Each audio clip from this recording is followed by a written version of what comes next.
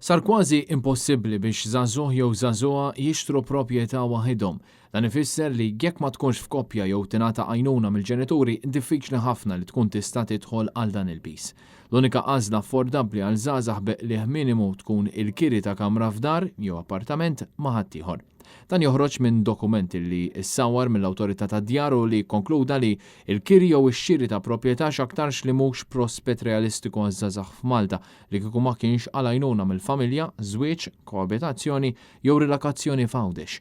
Fid-dokument miktub mill-ekonomisti Marie Briguglio u Glenn Spiteri ingħataw ukoll dettalji ta' kif iż-żgħażagħ Maltin jitilqu mid-dar tard meta mqabbla ma' pajjiżi oħra tal-Unjoni Ewropea ta' minħabba nuqqas ta' affordabilità tal-proprjetà. Fil-fatt, fl-2020 il-Maltin li telqu residenza tal-ġenituri tagħhom biex jgħixu għal rashom kellhom età medja ta' 30 sena bejn wieħed u ieħor 4 snin ogħla mill-medja tal-Unjoni Ewropea. Id-dokument tal-Awtorità jistaqsi numru ta' domandi fosthom jekk dawn il-fatturi ta' diffikultà biex taffordja proprjetà jaqtawx qalb iż-żgħażagħ milli jibqgħu jistudjaw fit-tul.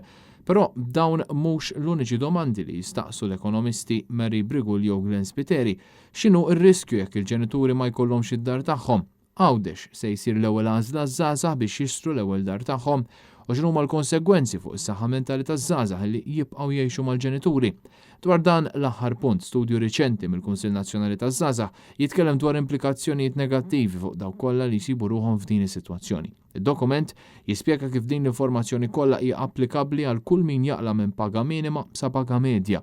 Dan meta l-aħħar dejta turi li f'pajjiżna 85,000 persuna jqilgħu inqas minn 812 euro fix-xahar.